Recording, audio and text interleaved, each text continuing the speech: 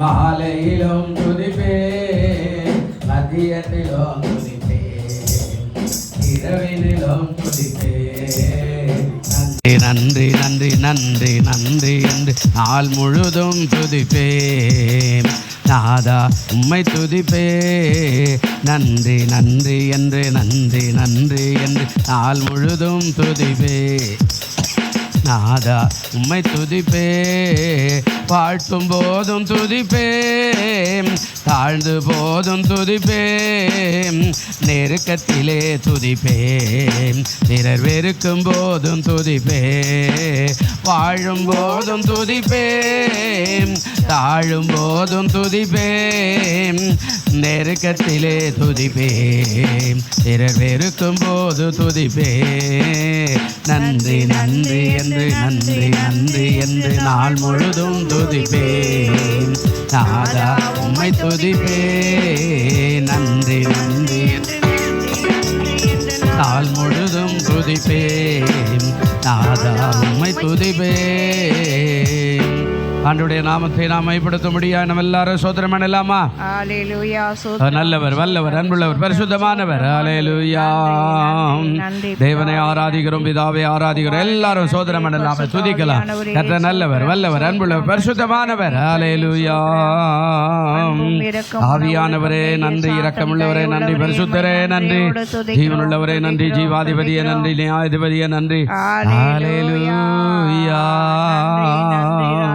நன்றி ராஜா, சோத்திரம். ஜெபிக்கலாம். சோத்திரம் ஆண்டவரே, உம்மை துதிக்கிறோம், உம்மை சோத்திரிக்கிறோம். அன்பின் தகப்பனே, இந்த அருமையான ஆசீர்வதிக்கப்பட்ட இந்த மன மகிழ்ச்சி நாளுக்காய் நன்றி செலுத்துகிறோம். இந்த நாளிலே கூட ஆண்டவரே பாடல்களுக்காய் உம்மை துதிக்கிறோம். தேவ பிரசன்னம் ஆண்டு கொள்ளும்படியாய் ஜெபிக்கிறோம். தேவனுடைய வார்த்தை வர்ஷிப்காய் ஸ்தோத்திரிக்கிறோம். கர்த்தருடைய அற்புத அடையாளங்களை செய்து அதிசயங்களை செய்து நடத்துவீராக. ஆண்டவரே உம்மை ஆராதிக்கவும் துதிக்கவும் உம்முடைய நாமத்தை மகிமைப்படுத்த நிற்கிற செய்யும்படியாய் ஜெபிக்கிறோம்.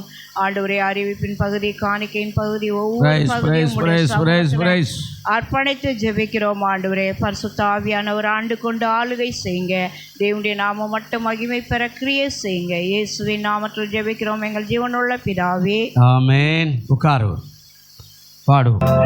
போதுமானவர், இந்த இயேசு எனக்கு நல்லவர், அவர் என்றென்று போதுமானவர், அவர் வியாதியில் என் பிரயாசங்களில் அவர் என்றுமே போதுமானவர், அவர் வியாதியில் என் பிரயாசங்களில் அவர் என்றுமே போதுமானவர். மலை மேலே முள்முடி சிரசில் சூடியே, கல்வாரி மலை மேலே முள்முடி சிரசில் சூடியே, எந்த வேதனையாவையும் நீக்கி என்னில் புது ஜீவனை ஊற்றினதால், எந்த வேதனையாவையும் நீக்கி என்னை புது ஜீவனை ஊற்றினதால், எந்த இயேசு எனக்கு நல்லவர், அவர் என்றென்று போதுமானவர், எந்த இயேசு எனக்கு நல்லவர், அவர் என்றென்று போதுமானவர். அவர் ஆதியும் அந்தமுமே, தெய்வ ஸ்நேகத்தின் பிறப்பிடமே, அவர் ஆதியும் அந்தமுமே, தெய்வ ஸ்நேகத்தின் பிறப்பிடமே, 10,000களில் மிக சிறந்தவரே, துதிக்கப்படத்தக்கவரே, 10,000களில் மிக சிறந்தவரே, துதிக்கப்படத்தக்கவரே, எந்த இயேசு எனக்கு நல்லவர், அவர் என்றென்றும் போதுமானவர், எந்த இயேசு எனக்கு நல்லவர், அவர் என்றென்றும் போதுமானவர். புவி யாத்திரை மிக கடினம், தேவ கிருபைகளின் நேரமோ, புவி யாத்திரை மிக கடினம், தேவ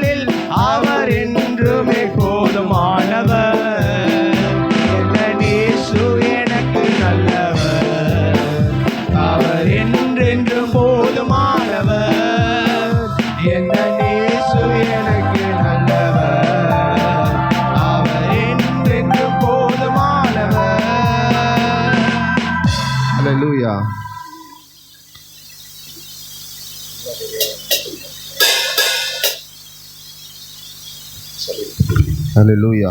உன்னத தேவன் உன்னுடன் இருக்க உள்ளமை கலங்காதே.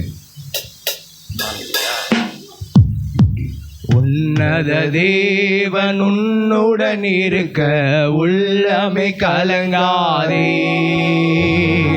உன்னத தேவன் உன்னுடன் இருக்க உள்ளமை கலங்காதே.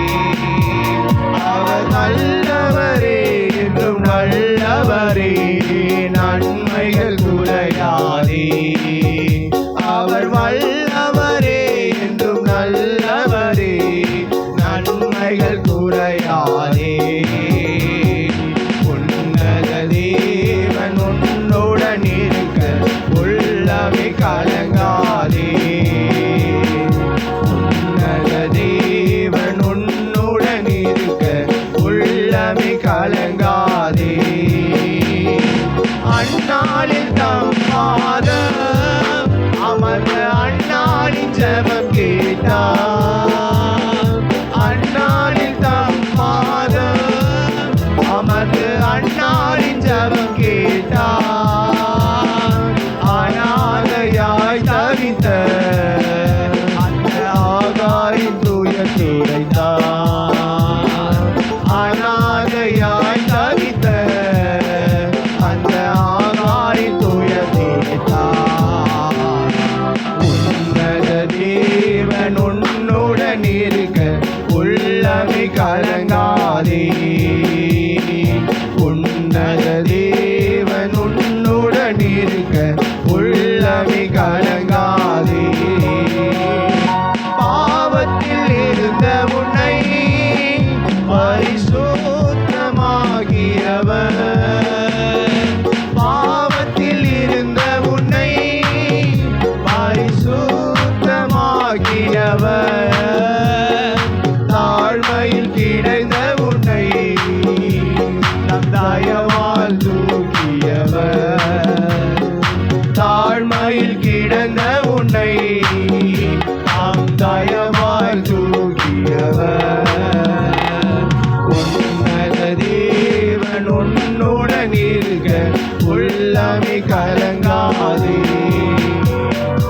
உன்னத தேவன் உன்னுடன் இருக்க உள்ளமை கலங்காதே. நோய்களை போக்கிடுவார் இயேசு, பேய்களை விரட்டிடுவார். நோய்களை போக்கிடுவார் இயேசு, பேய்களை விரட்டிடுவார். கலங்காதே என் மகனே, இயேசு கண்ணீரை துடைத்திடுவார்.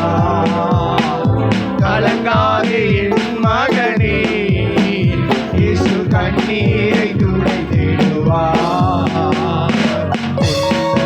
தேவன் உன்னுடன் இருக்க உள்ளமை கலங்காதே. உன்னத தேவன் உன்னுடன் இருக்க உள்ளமை கலங்காதே. இயேசு முன் நடந்தால் நீயோ தானே நடந்திடலாம். இயேசு முன் நடந்தால் நீயோ தானில் நடந்திடலாம். விசுவாசம் உனக்கிருந்தால் அந்த எரிகோவை தகர்த்திடலாம். விசுவாசம் உனக்கிருந்தால் அந்த எரிகோவை தகர்த்திடலாம். உன்னத தேவன் உன்னுடன் இருக்க உள்ளமை கலங்காதே. உன்னத தேவன் உன்னுடன் இருக்க உள்ளமை கலங்காதே. அவர் வல்லவரே என்றும் நல்லவரே, நன்மைகள் குறையாதே. அவர் வல்லவரே என்றும் நல்லவரே, நன்மைகள் குறையாதே. உன்னத தேவன் உன்னுடன் இருக்க உள்ளமை கலங்காதே. உன்னத தேவன் உன்னுடன் இருக்க உள்ளமை கலங்காதே. ஹalleluya.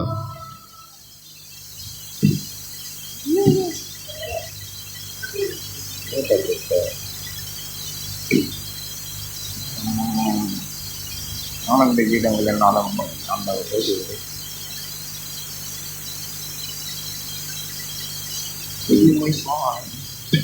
அல்லேலூயா. எல்லாருக்கும் தெரிந்த ஒரு பாடல், ஆனந்த கீதங்கள் என்னாலும் பாடி ஆண்டவர் இயேசுவை வாழ்த்திடுவேன். ஆனந்த மாட்சிமை நிறைந்தவரே மகிழ்வுடன் தொழுதிடுவோம். மகிமை மாட்சிமை நிறைந்தவரே மகிழ்வுடன் தொழுதிடுவோம். பரிசுத்த தேவன் நீரே பணிந்தே தொழுகுவோம். பரிசுத்த தேவன் நீரே பணிந்தே தொழுகுவோம். மகிமை மாட்சிமை நிறைந்தவரே மகிழ்வுடன் தொழுதிடுவோம். மகிமை மாட்சிமை நிறைந்தவரே மகிழ்வுடன் தொழுதிடுவோம். உன்னத தேவன் நீரே ஞானம் நிறைந்தவரே. உன்னத தேவன் நீரே ஞானம் நிறைந்தவரே. பரிசுத்த ஆவியே பாரினில் வணங்கச் செய்யும். உயர்ந்தவரே சிறந்தவரே என்றும் தொழுதிடுவோம். உயர்ந்தவரே சிறந்தவரே என்றும் தொழுதிடுவோம். மகிமை மாட்சிமை நிறைந்தவரே மகிழ்வுடன் தொழுதிடுவோம். மகிமை மாட்சிமை நிறைந்தவரே மகிழ்வுடன் தொழுதிடுவோம். ஹalleluya. நன்றி. நாம் எல்லாரும் தேவனை ஸ்தோத்திரிப்போம். நம் வாய்களை திறந்து கர்த்தருடைய நாமத்தை நாம் மகிமைப்படுத்தலாம். எல்லாரும் துதிப்போம் துதிப்போம். ஹalleluya. நன்றி ஆண்டவர்டம் நடுவில் ஜோதி தேடும் சுத்த ஜோதி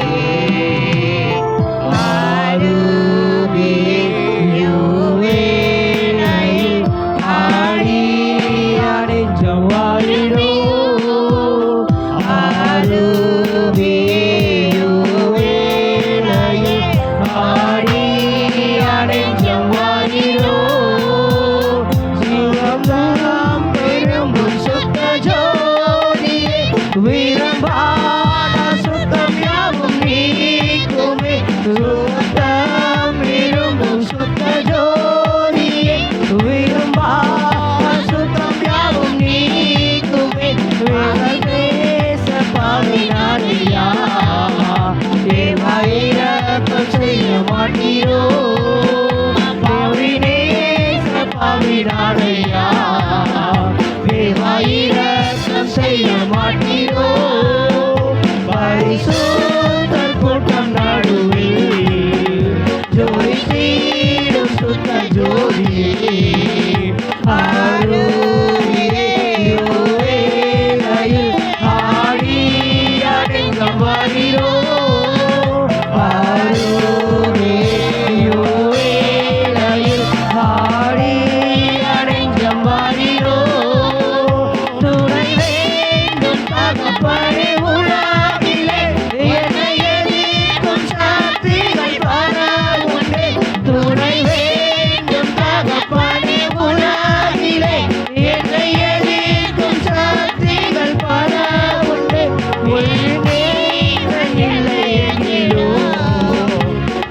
பரிசுத்தமென எழுதோ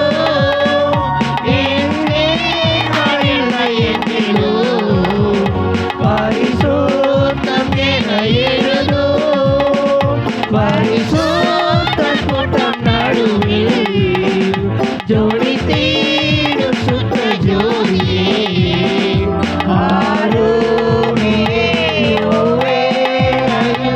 ஆடி அடைஞ்ச வாரீரோ.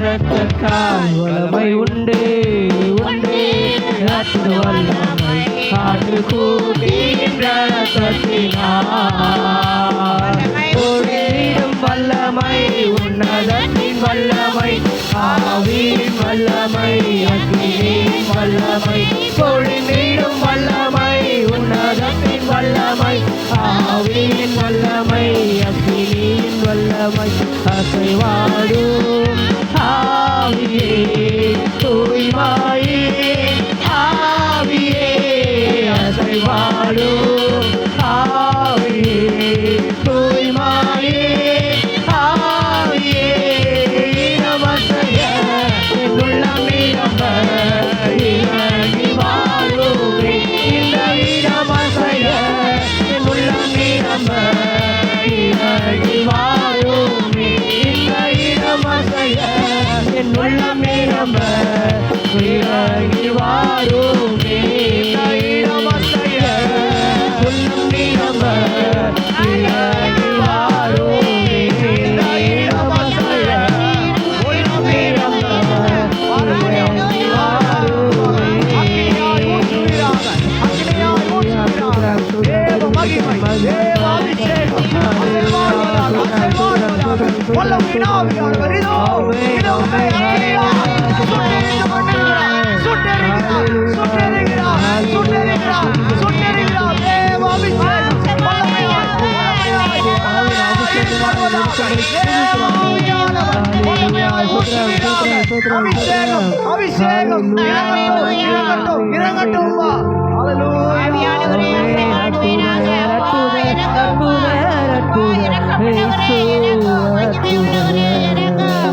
கண்ணீர் வாழ்வை இன்பமாய் மாற்றும் பேசு அற்புத அற்புத அற்புத அற்புத அற்புத பேசு அற்புத கண்ணீர் வாழ்வை இன்பமாய் மாற்றும் பேசு அற்புத எல்லோரும் பாடுங்கள் கைதாளம் போடுங்கள் சந்தோஷத்துடனே சங்கீதம் பாடுங்கள் எல்லோரும் பாடுங்கள் கைதாளம் போடுங்கள் சந்தோஷத்துடனே சங்கீதம் பாடுங்கள் அற்புத அற்புத அற்புத அற்புத இயேசு அற்புத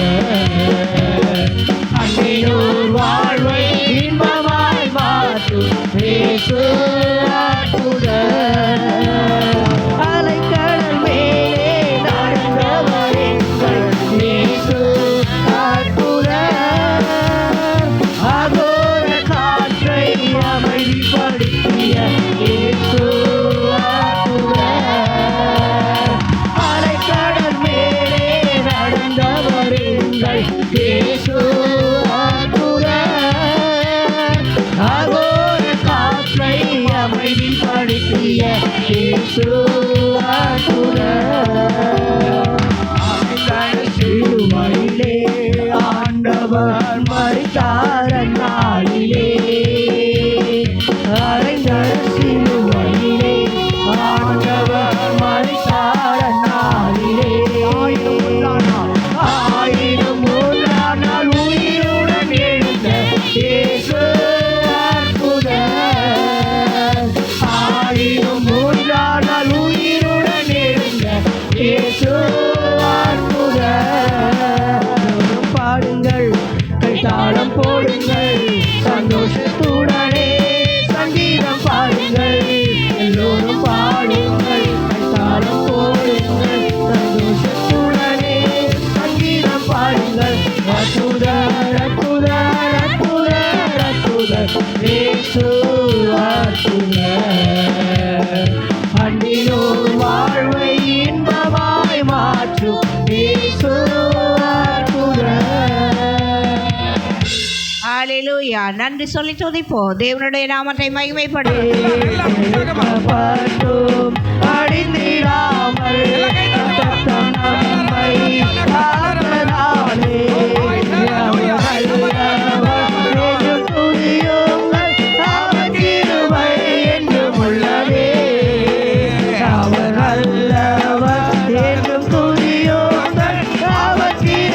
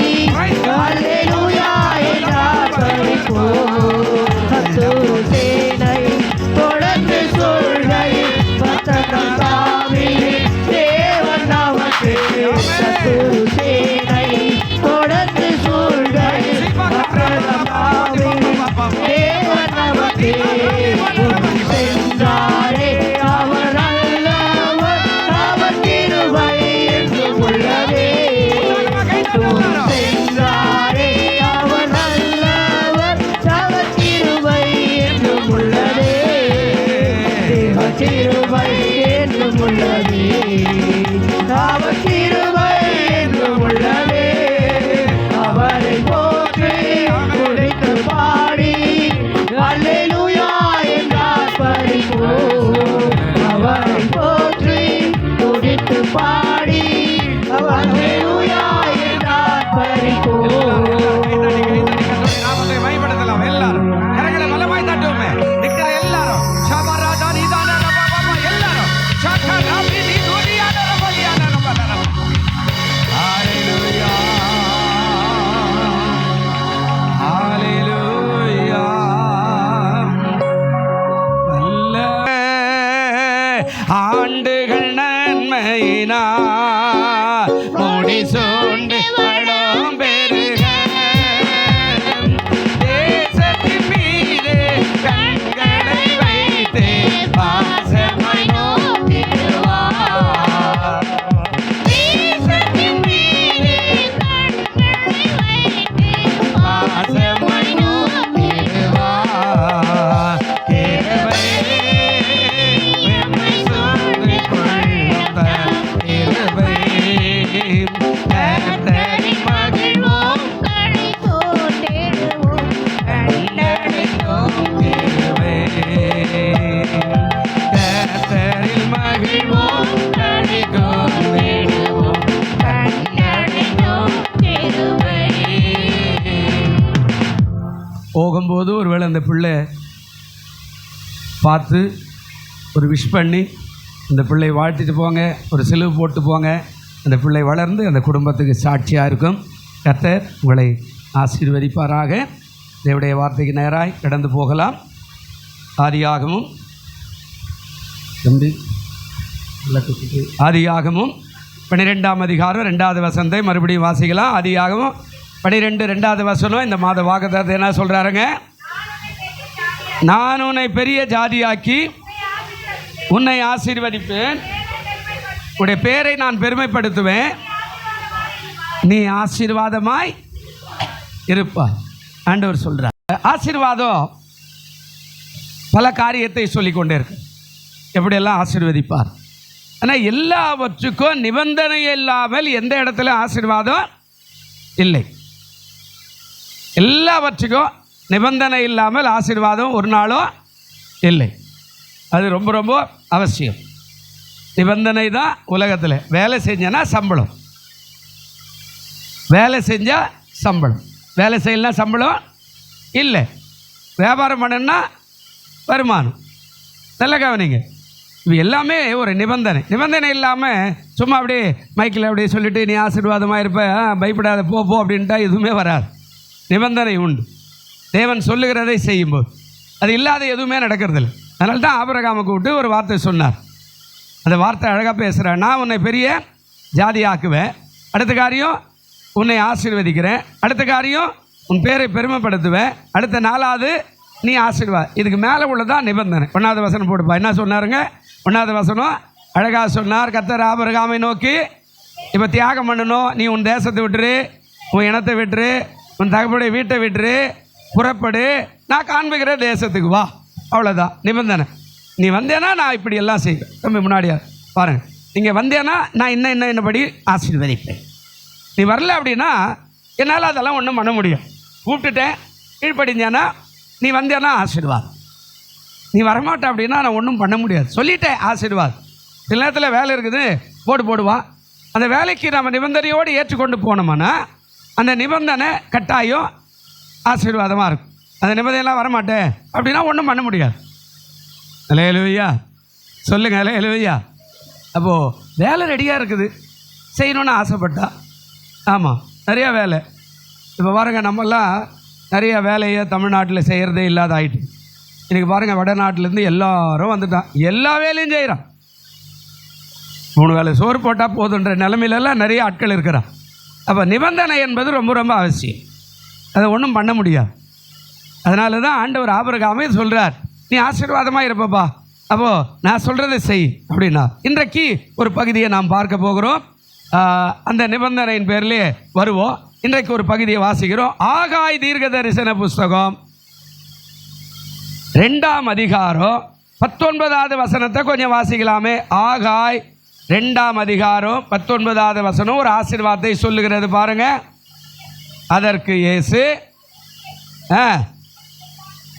நல்ல கவனிங்க, இங்கே ஒரு சம்பவத்தை பேச வர்றாரு ஆண்டவர்.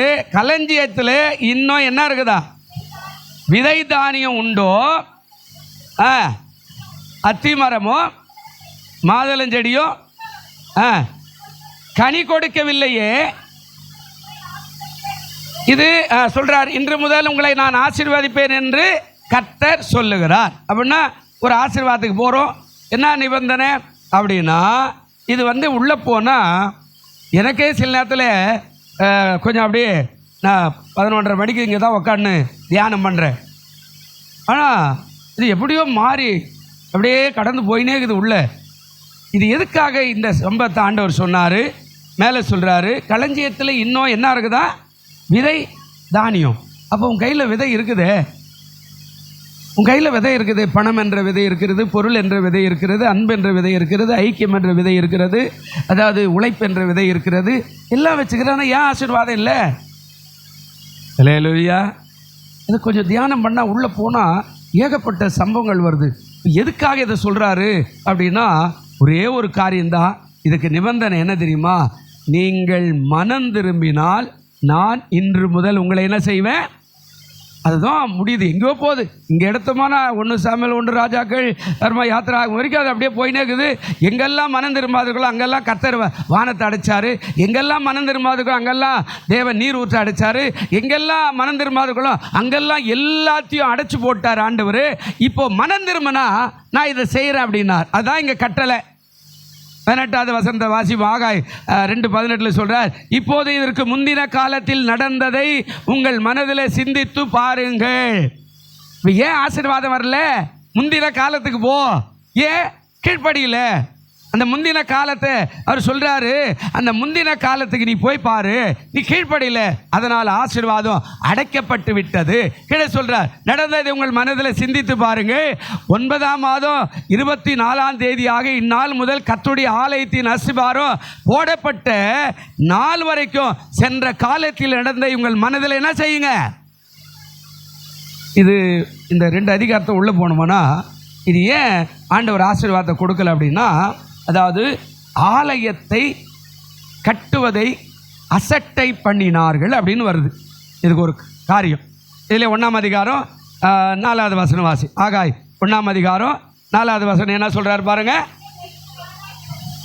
என்னுடைய வீடு பாழாய் கிடக்கும் போது நீங்கள் மச்சு பாவப்பட்ட வீடுகளில் குடியிருக்கும்படியான காலம் இதுவோ. கீழே என்ன சொன்னாரு? இப்போதும் சேனைகளின் கர்த்தர் சொல்லுகிறார், உங்கள் வழிகளை நீங்க என்ன பண்ணுங்க, சிந்திங்க ஐயா, சிந்திங்கம்மா. அவர் சொல்றாரு, என் வீடு பாழா இருக்குது, இந்த தேசத்தில் ஆத்துமா விளைஞ்சிருக்குது, அறுவடைக்கு எல்லாம் ஆயத்தமாக இருக்குது. நீ என்ன சொல்ற? கதை சொல்ற. என்ன சொல்ற? இல்லை, வரத்துக்கு நேரம் இல்லை. சபையா? ஐயோ எனக்கு எல்லாம் அதெல்லாம் முடியாது.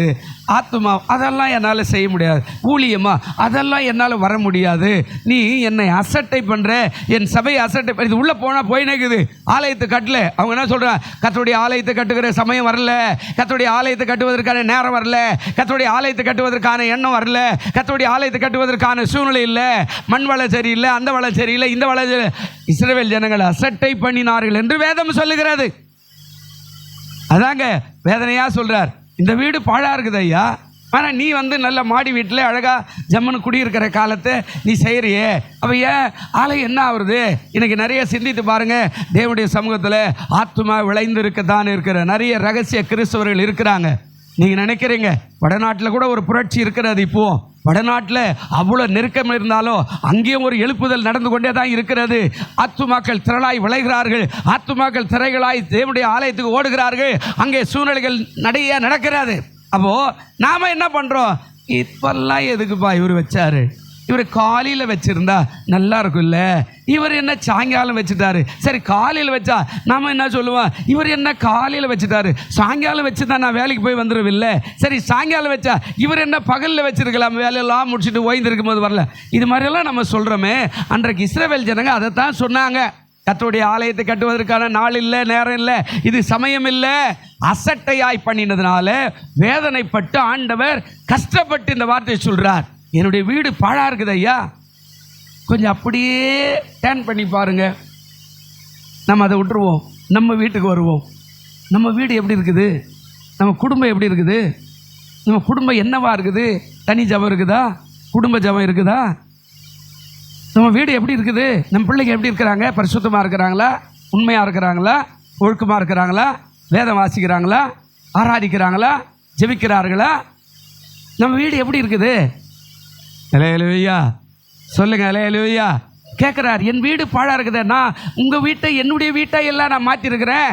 அவர் சொல்கிறாரு, கர்த்தர் வீட்டை கட்டார் ஆகிய கட்டுக்கூடிய பிரயாசம் விருதா. உன் வீட்டை கட்டுறதுக்கு நான் தான் ஆயத்தமாக இருக்கிறேன். தனியாக இருந்த ஆபிரகாம் அழைச்சு அவனுக்கு ஒரு சந்ததி கொடுத்தேன், அவனுக்கு ஒரு வேலையை கொடுத்தேன், வியாபாரம் கொடுத்தேன், குடும்பத்தை கொடுத்தேன், வேலைக்காரிகளை கொடுத்தேன், வேலைக்காரெல்லாம் கொடுத்தேன், வீட்டை கட்டி எழுப்பியிருக்கிறேனே. அப்போ என் வீடு தானே, அது என்னுடைய வீடாக நீ அதை பாவிக்கலையே. என் வீட்டில் கல்லர்கள் இருக்கிறான், கொள்ளர்கள் இருக்கிறான், புறங்கூறுகிறவர் இருக்கிறான், கோல் சொல்லுகிற இருக்கிறான், விபச்சாரம் இருக்கிறான், வேசிதனமானவர் இருக்கிறான், அநியாயக்காரர் இருக்கிறான். அப்போ உன் வீட்டில் இவ்வளெல்லாம் வச்சுக்கிட்டு இது கர்த்தருடைய காலம் இல்லை, இந்த சபைக்கு போகிற நேரம் இல்லை, இன்றைக்கி போய் ஞாயிற்றுக்கிழமை விட அடுத்த வாரம் போகலாம், அடுத்த வாரம் போகலாம். நம்ம வீடு எப்படி இருக்குது? தேவ சபையை குறித்து பேசுகிறார். இதை உள்ளே போனால் என்னால் தியானிக்க முடியல, ரொம்ப நீண்ட பிரசங்கம். காலையில் கூட உட்காந்து பார்க்குறேன், அச்சவர்தனமாக பேசுகிறார். ஒரு இடத்துல நீங்கள் உருப்பட மாட்டீர்கள்னு பைபிளில் அப்படியே பேசுகிறார். இன்னொரு இடத்துல சொல்றார், உங்கள் காரியம் சிந்திக்கப்பட மாட்டாது அப்படின்றார். ஏன்னா நீ அசட்டை பண்ற, உன் வீட்டை பரிசுத்தமா பாதுகாக்க நீ பிரயாசப்படலை. ஏதோ வர ஏதோ போற. ஆமா, வீட்டில் என்ன நடக்குது அதெல்லாம் தெரியல. உன் பிள்ளைகள் எப்போ வராங்க அதுவும் தெரியல. உன் பிள்ளைகள் யார் கூட பேசுகிறாங்க அதுவும் தெரியல. உன் பெண் பிள்ளைகள் யார் கூட பேசுகிறாங்க அதுவும் தெரியல. உன்னுடைய ஆண் பிள்ளைகள் என்ன பண்ணுறாங்க அதுவும் தெரியல. எல்லாமே பாழாய் கிடக்கும் போது நீ என்ன பண்ணுற? சோதரம் சோதரம் சோதரம் சோதரம். இப்போ அந்த வார்த்தைக்கு கீழே போவோம். ஆகாய் என்ன பேசினார் பாருங்க. அவர் என்னத்துக்காக இந்த வார்த்தை பேசுகிறார் அப்படின்னா, நான் ஆசீர்வதிக்கிறேன், இன்று முதல் ஆசீர்வதிக்கிறேன்னு சொல்லிட்டார். ஆனால் அதுக்கு மேலே அந்த வார்த்தை சொல்கிறாரு, அதாவது நடந்ததை உங்கள் மனதில் கொஞ்சம் என்ன செய்யுங்க, சிந்தித்து பாருங்க. இப்போ சொல்கிறாரு, களஞ்சியத்தில் இன்னும் என்ன இருக்குதா? விதை இருக்குதா? பிள்ளைதாங்க விதை. நீ உன் பிள்ளைய சரியாக வளர்க்கலைனாவே அந்த விளைச்சல் வேறு விதமாக போயிடும். யாருடைய பிள்ளைடா? நம்ம கிறிஸ்துவ பேர் எதுவும் சொல்லலை, நான் உங்களுக்கு சொல்கிறேன். ஏன்னா நீ கோச்சுக்கு யாரோ ஒரு பேர் அந்த மாதிரி இருந்துட்டா, என்னை பற்றி யாரோ பாஸ்கிட்ட சொல்லிட்டான் அப்படின்னுவீங்கல்ல, இது ஒரு முன்சாமி கண்சாமி வச்சுக்கோ. இப்போ யாருடைய பிள்ளைடாவன் தெரியாதா? முன்சாமியினுடைய பிள்ளை. இருடா இப்படி குடிக்காரனா சுற்றுறான், அவனே பரவாயில்ல, அவன் பேரை கொஞ்சம் பாரு அப்படின்னா அவனுடைய பேர் அதிகமாய் ஊரெல்லாம் நாற்றம் அடிக்கிற அளவுக்கு அவன் நடக்கிறானே, உன் பிள்ளை தான் உனக்கான விதை. அல்லேலூயா சொல்லுங்க, அல்லேலூயா. நல்லதை விதைத்து நல்லதை அவனுக்குள்ளே நட்டு நல்லதை விளைய செய்ய நீ போராடினால்தான் அற்புதமான விளைச்சலை எதிர்காலத்தில் நீ என்ன செய்ய முடியுங்க, அறுவடை செய்ய முடியும். உன் விதையை கையில் வச்சுக்கிட்டு சோத்திர சோத்திர சோத்திர, என் வீடியை ஆசீர்வதிக்கலை, என் வேலையை ஆசீர்வதிக்கலை, என் வியாபாரியும் ஆசீர்வதிக்கலை எல்லாம் பேசி மட்டும் கொஞ்சம். ஆண்டவருடைய நாமத்துக்கு சோத்திரம். சொல்றாரு, களஞ்சியத்தில் இன்னும் விதை தானியம் உண்டோ? திராட்சை செடியோ அத்தி மரமோ மாதளம் செடியோ ஒளிவ மரமோ கனி கொடுக்கவில்லையே. இதெல்லாம் உன் தோட்டத்தில் இருக்குதே. அல்லேலூயா. போதும். இதெல்லாம் யார்கிட்ட இருக்குதுங்க? உன் தோட்டத்தில் வச்சுக்கிறியே. ஆனால் இது எதுவுமே கனி கொடுக்காது, அப்படியே மட்ட மரம் மாதிரியே நிற்குது. சில நேரத்தில் விளைச்சல் செய்யும்போது சுற்றிலும் கால்வாய் சுற்றிலும் பல மரங்கள் இருக்கும், முருங்கை மரம்லாம் நிறையா இருக்கும். ஆனால் ஒன்றுமே இல்லாத வானது உயரமாக அப்படியே போய்கிட்டே இருக்குன்னா உடனே பார்ப்பாங்க, என்னடா வானத்துக்கு போதை தவிர காய் வரலன்னா வெட்டி கீழே போட்டு சேத்துல போட்டு மெரிச்சு விடு, கழனிக்காவது அதாவது உரமாகட்டும் அப்படின்னு சொல்கிற மாதிரி தான் ஆண்டவர் சொல்கிறாரு. எல்லாம் கையில் வச்சுக்கிற, உனக்கு வேலை இருக்குது, வியாபாரம் இருக்குது, குடும்பம் இருக்குது, மனைவி இருக்கிறாங்க, புருஷன் இருக்கிறாங்க, பிள்ளை இருக்கிறாங்க, ஆனால் ஆசீர்வாதம் ஏன் வரல? நீ இன்னும் அசட்டை பண்ணுகிறவனாகவே காணப்படுகிறபடினால அந்த ஆசீர்வாதம் இல்லை. இப்போ அவர் சொல்றாரு, நீ மனம் திரும்பினியானா அவர் சொல்றார், நான் இன்று முதல் உங்களை ஆசீர்வதி. இப்போத்திலிருந்து நான் மறுபடியும் ஆசீர்வதி. எப்போ? இப்போ ஆகாய் 1ஆம் அதிகாரம் அந்த 5வது வசனமா வாசித்தோம் இல்லையா? அதிலே பாருங்க, ஆகாய் 1:5 என்ன சொல்றாரு பாருங்க. இப்போது சேனைகளின் கர்த்தர் சொல்லுகிறார், உங்கள் வழிகளை என்ன செய்யுங்க. 7வது வசனம் பாருங்க, உங்கள் வழிகளை சிந்தித்து பாருங்கள் என்று சேனைகளின் கர்த்தர் சொல்லுகிறார். திருப்பி பேசுறார். இதில் சொல்றாரு, நீங்கள் திரளாய் விதைக்கிறீங்க. 6வது வசனம், நீங்கள் திரளாய் விதைக்கிறீங்க, கொஞ்சமா என்ன செய்றீங்க, நிறைய பிள்ளைகளை பெற்று எடுத்துருக்கிறீங்க. ஆனால் அந்த பிள்ளையின் மூலமாக நல்ல காரியம் நடக்கிறது கொஞ்சம் தான். 3 பிள்ளை இருந்தால் ஒரு பிள்ளைக்கே கல்யாணம் பண்ணி வைக்கிறதே பெரிய பாடாக இருக்குது. யோசிச்சு பாருங்க. ஆண்டவர் சொல்றாரு, நீங்கள் திரளாய் விதைத்து கொஞ்சமாய் அறுத்து கொண்டு வருகிறீர்கள், நீங்கள் புசித்தோம் என்ன செய்யல, திருப்தி ஆகலை. என்னையா வாழ்க்கை, என்ன ஒண்ணுமே நடக்கல. அடுத்த காரியம் சொல்றாரு, நீங்கள் குடித்தோம் பரிபூர்ணம் அடையவில்லை, நீங்கள் வஸ்திரம் உடைத்தையும் ஒருவனுக்கு என்ன வரல, குளிர். அப்படின்னா இந்த குளிர் இல்லை, அதாவது ஆவி ஆத்மா சரீரத்தில் காணப்படுகிற ஒரு குளிர். ஆமா, வாழ்க்கையில அனலமின்றி குளிருமின்றி இருக்கிறாரப்பா அப்படின்னு ஆண்டவர் சொல்றாரு. அதில் ஒண்ணுமே இல்லை, எல்லாம் அப்படியே எதுவுமே இல்லாது குளிருதுன்னா, ஐயோ ஜுரம் அடிக்குது, ஐயோ வேதனையா, ஐயோ வியாதி வருது, என்னால் தாங்கலை, என்னால் முடியல, என்னால் அப்படியே சகிக்க முடியல, அப்படிப்பட்ட வேதனை. அடுத்த காரியம் சொல்றாரு, அதாவது ஒருவனை குளிர் விடவில்லை, கூலியை சம்பாதிக்கிறவன் எங்க போடுறானா, ஒத்தலான பை. 10,000 வாங்கின்னு வர, 20,000 வாங்கின்னு வர, ஆனால் எங்கே போகுது. இல்லையா, சபைக்கும் கடைக்கு வரல, தசம் பாகமும் கொடுக்க மாட்டேன்றீங்க. ஆண்டவர் சொல்கிறார் இந்த கதையை, தசம் பாகமும் கொடுக்க மாட்டேன்றீங்க. கர்த்தருடைய ஆவியானவர் தான் இதை பேசுகிறார், நான் பேசலை. அதுக்கும் தரமா. ஆனால் இவங்க கூலியெல்லாம் எங்கேயோ போகுது, எப்போ பார்த்தாலும் கடங்காரனா இருக்கிறான், கடங்காரன் எப்பவும் வாசல் நின்றுக்கிறான். அப்போ அது என்ன நடக்குது, பத்தலான பையில் போகுது. ஏன், நீங்கள் மனம் திரும்பினால். அதுதான் அங்கே 1வது வசனத்தில் அதிகாரத்தில் 5:7 சொல்கிறார், நீங்கள் மனம் திரும்பினால். அழகாக சொல்கிறாரு, உங்கள் வழிகளை சிந்தித்து பார்த்தா இந்த ஆலயம் பாழாக கிடக்குது, இந்த ஊழியம் பாழாக கிடக்குது, உன் வீடு பாழாக கிடக்குது, உன்னுடைய குடும்பம் என்ற ஸ்தானத்தை உனக்கு கொடுத்துக்கிற. நிறைய பேர் குடும்பம் இல்லை, 40 வயசில் கல்யாணத்துக்கு பொண்ணு தேடுறான், 45 வயசில் கல்யாணத்துக்கு மாப்பிள்ளை தேடுறான். உனக்கு ஒரு குடும்பத்தை கொடுத்தேன், உனக்கு ஒரு மனைவி கொடுத்தேன், உனக்கு ஒரு புருஷனை கொடுத்தேன், உனக்கு 2 பிள்ளைகளை கொடுத்தேன். ஆனால் இந்த பிள்ளைகளை நீ சரியாக வளர்க்காம சோத்திரம் என்ன கொடுத்தாரு ஆண்டவர் கேட்கறியே. ஆண்டவர் சொல்றார், உன் வீடு பாழாய் கிடக்கும் போது நீ மச்சு பாவப்பட்ட வீட்டில் எல்லாருக்கும் முன்னாடி சொல், நான் யாரு தெரியுமாக்கும், என் கோத்திரம் என்ன தெரியுமாக்கும், என் ஜாதி என்ன தெரியுமாக்கும், என் வேலை என்ன தெரியுமா, இதெல்லாம் பேசுகிறேன். நம்ம வீடு பாழாக இருக்குது, நான் வந்து ஆசையாக ஒரு கனியும் புசிக்க முடியாத ஒரு சூழ்நிலை இருக்கிறது. அல்லேலூயா. இப்போ பாருங்க, இப்போ 8வது வசனம் சொல்றாரு 1ஆம் அதிகாரத்தில், நீங்கள் மலையின் மேல் ஏறி மரங்களை வெட்டி கொண்டு வாருங்க, ஆலயத்தை கட்டுங்க, அதன் பேரில் நான் பிரியமாயிருப்பேன், அதனால் என் மகிமை விளங்கும் என்று கர்த்தர். ஆனால் நீங்கள் என்ன சொல்கிறீங்க, 9வது வசனத்தில், அதிகமாய் வரும் என்று நீங்கள் எதிர்பார்த்திருந்தோம், இதோ கொஞ்சமாய் கிடைத்தது, நீங்கள் அறுத்து வீட்டுக்கு கொண்டு வந்தோம், நான் அதை என்ன பண்ணுறேன். அல்லேலூயா. எது நிமித்தம் என்றால், என் வீடு பாழாய் கிடக்கும் போது நீங்கள் எல்லாரும் அவனவன் தன் வீட்டுக்கு ஓடி போகிறீர்களே, இது நிமித்தமே என்று கர்த்தர். இந்த சபையை கட்டுறதுக்காக உங்களை சொல்லலை, இது உலக பிரகாரம் நம்ம ஆராதிக்கிறதுக்கான ஒரு இடம். ஆனால் ஆவிக்குரிய வாழ்க்கையில் உன் வீடு பாழா இருக்குது. ஐயா அம்மா, நீ சோத்திரன்ற, அந்த பொண்ணு எப்படி போச்சு, இந்த பையன் எப்படி போனா, அந்த குடும்பம் எப்படி போச்சு, அது எப்படி ஆச்சு, இதெல்லாம் பேசுகிறோமே. ஆனால் நம்ம பிள்ளைங்க எப்படி இருக்குது, நம்ம குடும்பம் எப்படி இருக்குது, நம்ம பிள்ளைங்க ஜெபம் பண்ணுறாங்களா, ஒழுங்காக ஆலயத்துக்கு வர்றாங்களா, ஆராதனைக்கு வர்றாங்களா, திருவண்டி எடுக்கிறாங்களா, நம்ம குடும்பம் எப்படி இருக்குது, இதை நீ பார்க்காம ஊரில் இருக்கிறதெல்லாம் பேசுறியே. ஆனால் உன் குடும்பமும் பாழாக இருக்குது. உன் குடும்பத்தை பின்னாடி சொல்கிறானே. உலகத்தில் ஒரு பழமொழி சொல்லுவான் இல்லை, தாய் இல்லாத பிள்ளை எப்படி ஆகிடுமாங்க, தரதலியாக போயிடும் அப்படின்னு சொல்கிறாங்களா. அதுபோல் ஏசு இல்லாத பிள்ளை நீ எப்படி இல்லை, ஒன்றும் இல்லாமல் தரதலியாக சுற்றுற. அவன் நம்ம கோயிலுக்கு கொடுப்ப மாட்டான்பா, அவன் அவ்வளோத்தான்பா. அங்கே போய் பாரு, அவங்க அப்பா அவங்க அம்மா என்ன சோதரம் இந்த பிள்ளைங்க பாரியா ஊரெல்லாம் சுற்றுது, அங்கே போகுது இங்கே போகுது, கடை வாங்குது, குடிக்குது, கூத்து அடிக்குது, எல்லா பின்னாடி சுற்றுது அப்படின்னு சொல்லும்போது ஆண்டவருடைய நாமம் தூஷிக்கப்படுகிற. அதனால தான் அவர் சொன்னார், என் வீடு பாழாய் கிடக்கும் போது நீங்கள் எல்லாரும் அவனவன் வீட்டுக்கு என்ன செய்கிறீங்க. இப்போ ஆண்டவர் சொல்றார், நீங்கள் மனம் திரும்பினால் நான் இன்று முதல் உங்களை என்ன செய்ய போறேன், ஆசீர்வதி. நீங்க மனம் திரும்பினா இன்று முதல் நான் ஆசீர்வதிக்கிறேன். ஆனா நீ மாட்டேன் என்று சொன்னா, இப்போ 1ஆம் அதிகாரத்தில் வாங்க, 10வது வசனம் வாசி. என்ன சொல்றார் பாருங்க, ஆதலால் உங்கள் மேல் இருக்கிற வானம் பனியை பெய்யாமலும் பூமி பலனை கொடாமலும் போயிற்று. நீ எப்ப பார்த்தாலும் சபையை குறை. ஆமா, எப்போ பார்த்தாலும் சபையை குறை. எப்போ பார்த்தாலும் அது சரியில்லை, இது சரியில்லை, அவன் சரியில்லை, இவன் சரியில்லை, இந்த பாசம் சரியில்லை, இந்த விசுவாசம் சரியில்லை.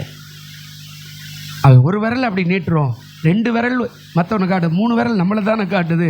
நாம் சரியில்லைன்னா வானம் என்ன ஆயிடுச்சு? அங்கே இடத்துல சொல்கிறாரு, உங்கள் மேல் இருக்கிற வானம் பனியை பெய்யாமலும் பூமி பலனை கொடாமலும் போயிற்று.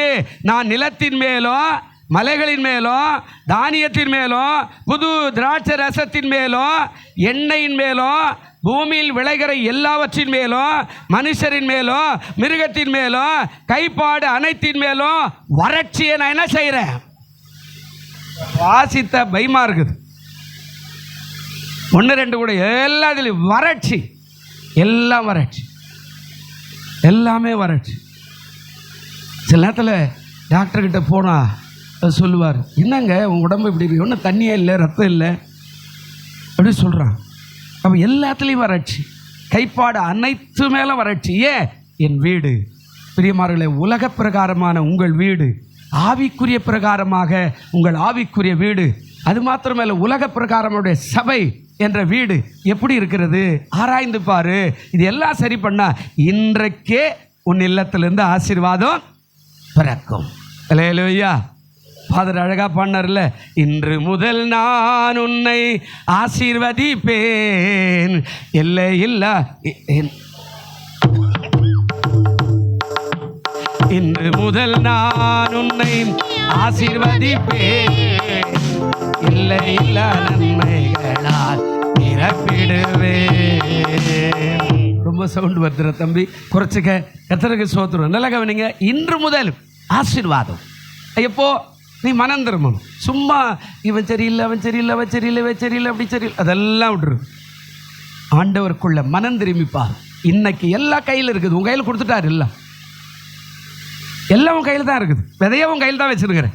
பிள்ளை என்ற விதை இருக்குது, மனைவி என்ற விதை இருக்குது, புருஷன் என்ற விதை இருக்குது, பேர பிள்ளைகள விதை இருக்கிறது, ஆமாம் பணம் என்ற விதை இருக்கிறது, பொருள் என்ற விதை இருக்கிறது, உழைப்பு என்ற விதை இருக்கிறது, எல்லாம் கையில் வச்சுக்கிட்டு இருக்கிற.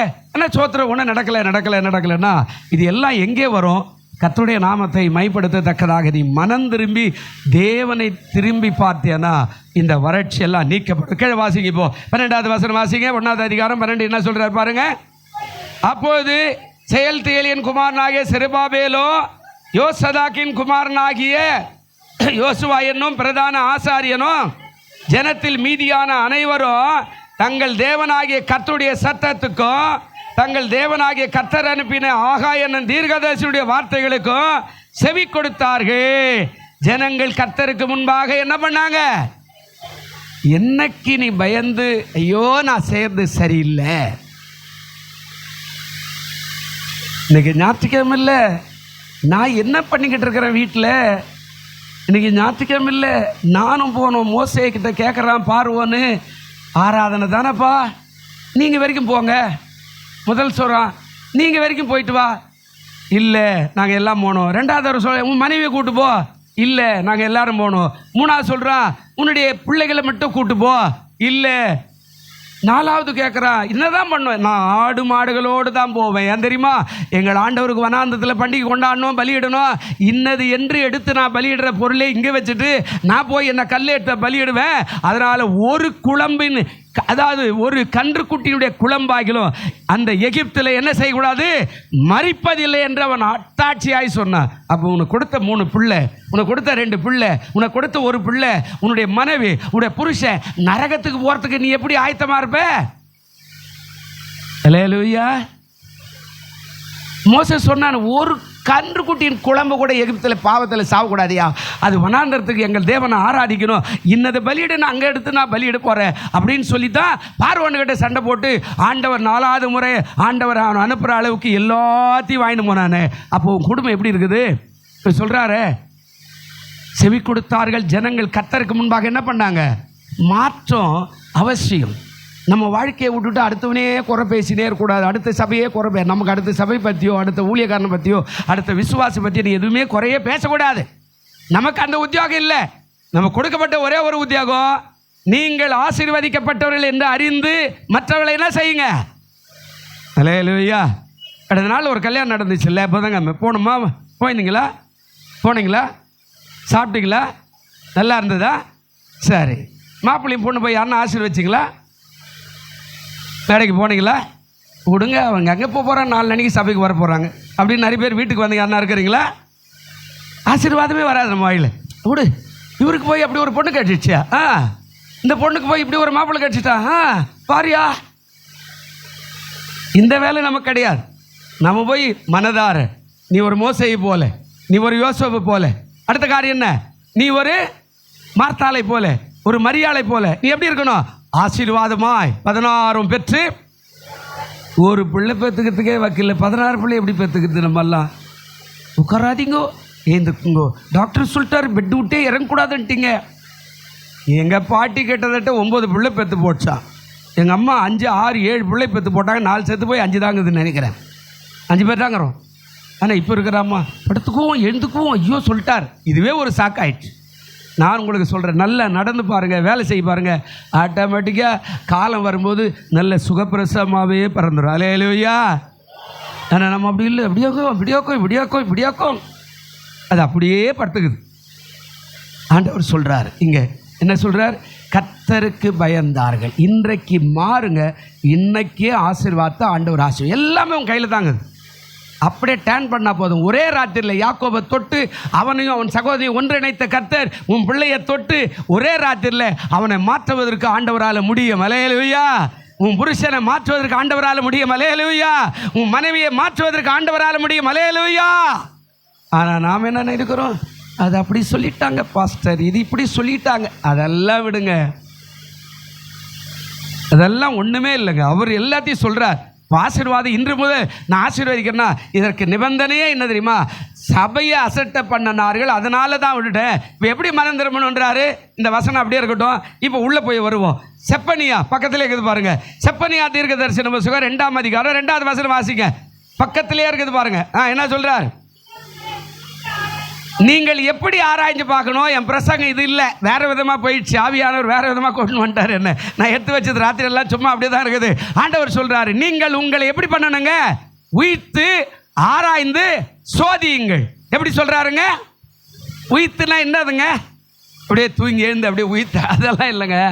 நல்லா அதாவது இந்த வீட்டில் ஏதாவது துணி கிணி போட்டிருப்பாங்கல்ல, அந்த துணியெல்லாம் அழுக்கு தண்ணி எடுத்து அந்த வாஷிங் மிஷினில் போடும்போது நல்லா உதறிட்டு உள்ளே தானே இருக்குதான்னு திருப்பி போட்டு மடித்து வச்சுருப்பான். உள்ளே என்ன இருக்குது எல்லாத்தையும் உயிர்த்துனா எல்லாத்தையும் அலசி எடுத்து வாஷிங் மிஷினில் மாதிரி உங்கள் வாழ்க்கையை கொஞ்சம் அலசி உயிர்த்து ஆராய்ந்து அடுத்த காரியம் என்ன செய்யுங்க? சோதியுங்கள். ஆசீர்வாதம் வரும்.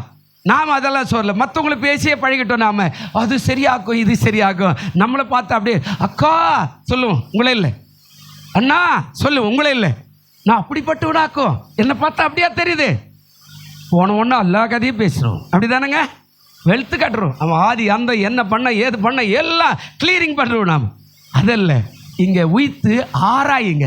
என்ன இருக்குது, எங்கே விழுந்தோம், ஏன் ஆண்டவர் பேசுகிறார், ஏன் ஆசீர்வாதம் இல்லை? அவர் சொன்னார், உள்ள ஒரு விதை, விசுவாசம் ஒரு விதை, உழைப்பு ஒரு விதை, முதலீடு ஒரு விதை, குடும்பம் ஒரு விதை, சொந்த வீடு ஒரு விதை, எல்லாமே வச்சுக்கிட்டு இருக்கிறோம். ஆனால் ஆசீர்வாதம் இல்லை. எங்கேயோ போகுது, எங்கேயோ வருது, ஒன்றும் இல்லை. கர்த்தருடைய பண்டகசாலிக்கும் பணம் கொடுக்கல, ஒரு தசம்பா கொடுக்க மாட்டேன்றீங்க, ஒரு வழி எல்லாம் வரல. எங்கே போகுது அந்த பணம்? கொஞ்சம் உயிர்த்து ஆராய்ந்து சோதித்து பாரு. அது தாவீது அழகா சொன்னான். சங்கீதம் 26:2 வாசி. அவ்வளோதான், 10 மணி ஆகும். என் பிரசங்கம் வேற விதமாக ஆவியான கொண்டு வந்துட்டேன். ஆமாம் வாசிங்க. சங்கீதம் 26:2 என்ன சொல்றாருங்க? கர்த்தாவே, அழகா முற்றுப்புள்ளி கமா போட்டு சொல்றாரு, கர்த்தாவே என்னை கொஞ்சம் என்ன பண்ணுங்க?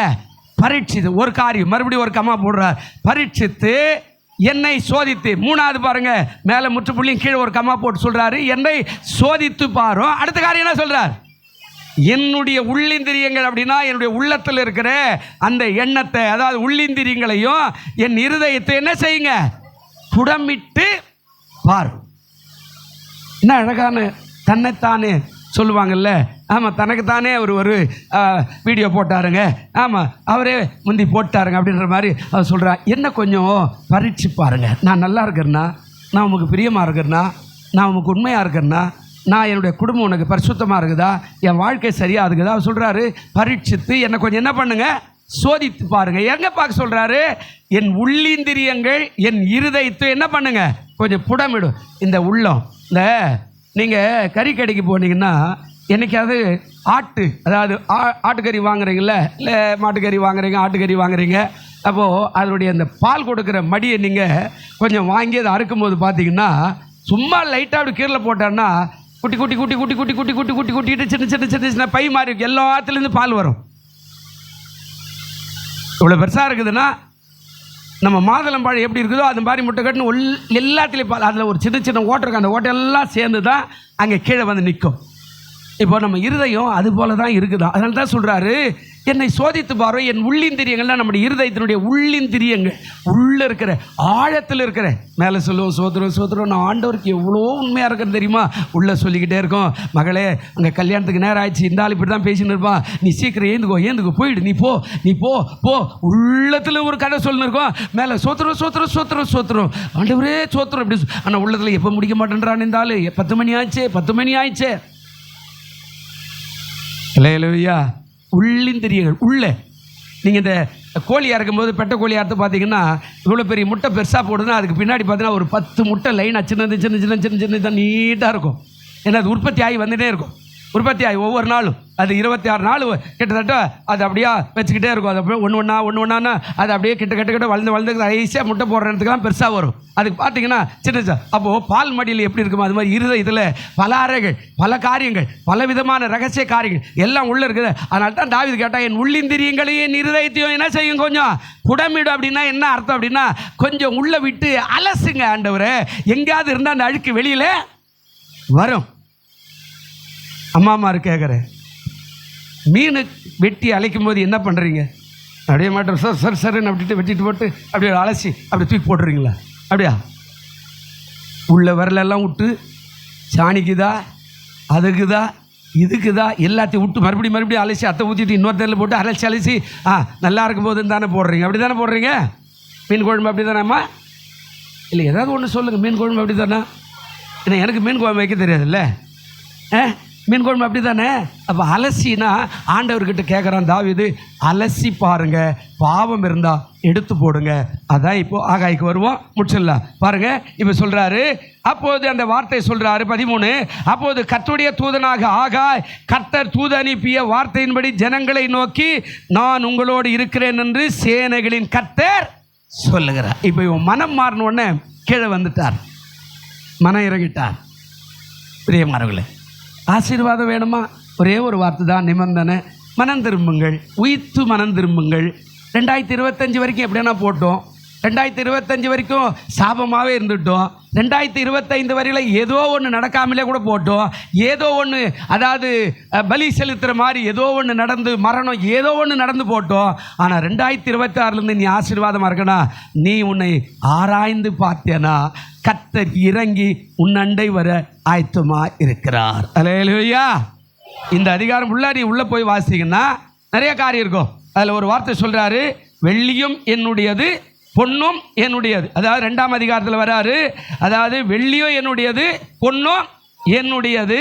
அதாவது 9வது வசனத்தில் சொல்கிறாரு, பிந்தின ஆலயத்தின் மகிமை என்னவா இருக்குங்க, முந்தின ஆலயத்தின் மகிமை காட்டில பிந்தின முடிஞ்சு போனதை நான் பார்க்க மாட்டேன், இப்போ நடக்க போகிறது தான் நான் பார்க்க போகிறேன். அப்போ அது பழசு, அது கட்டப்பட்ட ஆலயம், அது ஒருவேளை வெறுமையாக இருக்கலாம், வறட்சியாக இருக்கலாம், பனி பெய்யாமல் இருக்கலாம், மழை பெய்யாமல் இருக்கலாம், வெயில் காயாமல் இருக்கலாம், குளிர்ச்சியாக இல்லாத இருக்கலாம், தண்ணீர் இல்லாத இருக்கலாம். ஆனால் பிந்தின ஆலயமாக இருக்கிற அதில் ஆண்டவர் சொல்கிறாரு, என்ன பேசுகிறார், மகிமை பெரிதாய் இருக்கும். அல்லேலூயா. அது முடிஞ்சு போனது. 2026 வந்துட்டுது, 2025 முடிஞ்சு போனது, அதை விட்டுருவோங்க. இப்போது 2026 செய்ய வேண்டியதை மனம் திரும்பினா, நாம் பரிசுத்தமாய் நம்மை அர்ப்பணித்தா, நம்ம வாழ்க்கையில் ஆண்டவர் சொல்கிறார், இன்று முதல் நான் உங்களை, வெள்ளியும் பொண்ணும் யாருடையதா, என்னுடையது. என்னுடையது யாருக்கு சொந்தம்? அப்பா நீங்கள் ஆண்கள் எல்லாம் சொல்லுங்கள், நீங்கள் வாங்கி வச்சுக்கிற பொருள்லாம் யாருக்கு சொந்தங்க? ஒரு பேனா பாக்கெட்டில் இருந்தால் கூட அது யாருக்கு இல்லைங்க. இந்த பேனா யாருக்கு சொந்தம்? எனக்கு பிற்பாடு என்னுடைய மகனுக்கு. அல்லேலூயா. நான் வாங்கி வச்சுக்கிற, சேர்த்து வச்சுக்கிற அத்தனை எனக்கு பின்னாடி யாருக்கு சொந்தம்? என் மகனுக்கு சொந்தம். அப்போது ஆண்டவர் சொல்கிறாரு, வெள்ளியும் என்னுடைய தான், பொண்ணும் என்னுடைய தான், என்னுடையதை உனக்குரியதாய் மாற்று. அல்லேலூயா. லூக்காவில் சொல்லும்போது சொன்னார், கெட்ட குமாரன் கதையில் வரும்போது சொல்லுவார், அடுத்த மக அழிஞ்சு சீரழிஞ்சு விபச்சாரம் வேசித்தனம் எல்லாம் பண்ணி அழிச்சிட்டு அப்பாவை தேடி வரும்போது ஓடி போய் கட்டி பிடிச்சி அப்பா முத்தமிட்டு அவனுக்காக விருந்து பண்ணுவார். ஆனால் பெரிய மகன் வயல்லேருந்து வரும்போது வாசல்லே நின்று இருப்பான். ஏன்டா இங்கே நிற்கிறேன் அப்படின்னா, நான் என்னைக்கு ஆகிலும் சந்தோஷமாக இருக்கும்படி ஒரு ஆட்டை ஆகிலும் ஒரு ஆட்டுக்குட்டி ஆகிலும் கொடுத்தியா அப்படின்னு கேட்கும்போது அப்பா சொல்லுவார், உன் தம்பி மறிச்சிட்டான், உன் தம்பி காணாமல் போயிட்டான், இப்போ காணப்பட்டான், உயிர்ப்பிக்கப்பட்டான், அதனால் அவனுக்கு விருந்து. ஆனால் நீ எப்போது என்னோடு இருக்கிறதுனால எனக்குள்ளதெல்லாம் யாருக்குரியது? சொல்லுங்களேன், எனக்குள்ளதெல்லாம் யாருக்குரியது? அது சொல்றாரு, எனக்குள்ளதெல்லாம் உனக்குரியது. அப்போ வெள்ளியும் பொண்ணும் யாருடையதுங்க? அப்பாவுடையதுன்னா அது யாருக்கு சொந்தம்? எனக்கு அதை பேசிக்கிறீங்களா? ஆண்டவரே தாரும், ஆண்டவரே ஜெபிக்கிறேன், மனம் திரும்புகிறேன், ஆண்டவரே நான் ஆசீர்வதிக்கிறேன், இப்போ என்னை காப்பாற்றுங்க, நான் இந்த காரியத்தை தவறு பண்ணிட்டேன், இந்த அநியாயம் பண்ணிட்டேன், இந்த அக்கறம் பண்ணிட்டேன், இந்த ஊழியக்காரர் பேசிட்டேன், இந்த விசுவாசம் பேசிட்டேன், சபைக்கு போகாத சபைக்கு கொடுக்காம இருக்கிறேன், இத்தனை ஆண்டுகள் ஏமாத்தினே இருக்கிறேன், தசம்பாகவே கொடுக்கல, இப்பொழுது நான் கொடுக்க ஆயத்தமாக இருக்கிறேன் அப்படின்னு சொன்னா வானம் உனக்கு திறக்கப்படும். இயேசுவானவர் கீழே வந்துருவார். அல்லேலூயா. அதனால தான் சொல்றார், இந்த வசனம் சொல்றார், நான் உங்களோடு இருக்கிறேன் என்று கர்த்தர் சொல்கிறார். 1ஆம் அதிகாரத்தில் 13. 2ஆம் அதிகாரத்தில் 4வது வசனம் கடை சொல்கிறார், நான் உங்களுடனே இருக்கிறேன் என்று சேனைகளின் கர்த்தர் சொல்லுகிறார். அதாவது கீழே சொல்கிறாரு 5ஆம் வசனத்தில் சொல்கிறார், அதாவது என் ஆவியானவரும் உங்கள் நடுவில் நிலை பெற்றிருப்பார் என்று கர்த்தர் சொல்லுகிறார். 6வது வசனம் சொல்கிறார், வானமும் பூமியும் சமுத்திரமும் வெட்டாந்தரையும் அசைய பண்ணுற. இப்போ அப்படியே டைட் ஆகிறத கொஞ்சம் அசைந்தா ஆசீர்வாதம் ஊற்று. அல்லேலூயா. அடுத்த காரியம் சொல்றார் 7வதுல என்ன சொல்றார், நீ விரும்பப்படத்தக்கவர் வருகிறார். அந்த இயேசு உன்னோடு கூட வருகிறார், உன்னோடு உடன்படிக்கை பண்ண வருகிறார், உன்னை ஆசீர்வதிக்க வருகிறார், உன்னோடு சம்பாஷிக்க வருகிறார், உன்னை மகிமைப்படுத்த வருகிறார். விருப்பப்படத்தக்க ஒன்று பார்க்கும் போதெல்லாம் பார்க்குறோம் இல்லை, அழகாக இருக்கணும். ஆமாம், ஒரு ஐயா சொன்னார், அழகாக இருக்கணும், சகப்பாக இருக்கணும், ஒல்லியாக இருக்கணும், குண்டாலாம் இருக்கக்கூடாது, வேலை செய்யணும், சம்பாதிக்கணும். ஒருத்தர் சொன்னார், எனக்கு வர பொண்டாட்டி நல்லா முடி நீளமாக இது வரைக்கும் இருக்கணும், முடி பிடிச்சி நீ நையா பண்ண போகிற. ஆனால் அவர் கல்யாணம் பண்ணும்போது போய் பார்த்தேன், நான் முடி நீளமாகுது, அது இங்கே தான் இருக்குது பாரியா. ஆஹா, கர்த்தருக்கு ஸ்தோத்திரம். விருப்பம்லாம் நல்லவர், ஆனால் விருப்பப்பட்டவர் வருவார். 7வது வசனம் சொல்கிறார். 8வது வசனம், பொண்ணு வேண்டி எல்லுடைய. 9வது வசனம், முந்தினாலே இது மகிமை, பிந்தினாலே எனக்கு பெருசாக இருக்கும். 10வது வசனத்தில் அவர் அழகாக பேசும்போது சொல்கிறாரு, அதாவது வார்த்தையை நான் உண்டாக்குவேன், கர்த்தருடைய வார்த்தையை கொடுக்குறேன் அப்படின்னு சொல்லிட்டு தான் இப்போ 2ஆம் அதிகாரத்தில் கடைசியில் வரும்போது அந்த 19வது வசனத்தில் அழகாக சொன்னார், நான் இன்று முதல் உங்களை என்ன செய்வேன். இதுக்கு கீழே இருந்தால் அப்படியே நீங்கள் படிச்சுட்டு போனீங்கன்னா 23 சொல்கிறார், உன்னை முத்திரை மோதிரமாக நான் என்ன செய்வேன். மனம் திரும்பு. ஏன் முளைக்கல விதை? ஏன் முளைக்கல? ஏன் கனி கொடுக்கல? வெட்டாந்தரைய மாதிரியா இருக்குது. பிள்ளை சரியா இல்லை, கீழ்ப்படியில்லை, உன் பேரை பெருமைப்படுத்துக்கு பதிலாக உன் பிள்ளைகள் உன் பேரை சிறுமைப்படுத்துது, ஊரெல்லாம் அசிங்கப்படுத்துது, உன்னுடைய புருஷன் ஊரெல்லாம் அசிங்கப்படுத்துகிறாரு, உன் மனைவி ஊரெல்லாம் அசிங்கப்படுத்துகிறாங்களே, உன் பேர பிள்ளைகள் அப்படி வாழறாங்களே. ஏன்? மனம் திரும்பினா நீ அந்த அசட்டையை சொல்கிறாங்க அந்த இஸ்ரவேல் ஜனங்க, இது கர்த்தருடைய ஆலயத்தை கட்டுகிற நேரம் இல்லை என்று அசட்டை பண்ணிட்டு அப்படின்னாலும் ஆண்டவர் கோவம் வந்து வானத்தையெல்லாம் அடைச்சி விட்டார். இப்போ மனம் திரும்பின உடனே ஆண்டவர் சொல்கிறார், இப்போ அந்த கீழே சொல்கிறாரு 24ஆம் தேதி அந்நாளிலே கர்த்தருடைய வார்த்தை 2ஆம் விசை ஆகாய் என்பவனுக்கு உண்டாகி யூதாவின் தலைவனாயிருக்கிற செருபாபேலோடு சொல்ல வேண்டியது என்னவென்றால், ஆகாய் 2ல் சொல்கிறாரு 21ல், நான் வானத்தையும் பூமியும் அசைய பண்ணுறேன். கீழே சொல்கிற ராஜ்யங்களின் சிங்காசனத்தை கவிழ்க்கிறேன், ஜாதிகளுடைய ராஜ்யங்களின் பலத்தை அழிக்கிறேன், ரதத்தையும் அதில் ஏறி இருக்கிறவர்களையும் கவிழ்த்து போடுவேன், குதிரைகளோடு அவைகளோடு. அது சொல்கிறாரு, அதாவது அவைகளின் மேலே ஏறி இருக்கிறவர்களும் அவரவர் தங்கள் அதாவது சகோதர பட்டயத்தினால் சாவ எதிராளி எல்லாரையும் அழிக்கிறேன். 23 சொல்ற, சேனைகளின் கர்த்தர் சொல்லுகிறார், செயல் தேலும் குமாரனாகிய செருபாபேல் என்னோ என் ஊழியக்காரனே, உன்னை நான் அந்நாளிலே சேர்த்து கொண்டு உன்னை முத்திரை மோதிரமாய் வைப்பேன் என்று கர்த்தர் சொல்லுகிறார். நான் உன்னை தெரிந்து கொண்டேன் என்று சேனைகளின் கர்த்தர் சொல்லுகிறார். அல்லேலூயா. ஆசீர்வாதம்னா நீ ஆசீர்வாதமாக இருப்ப. ரொம்ப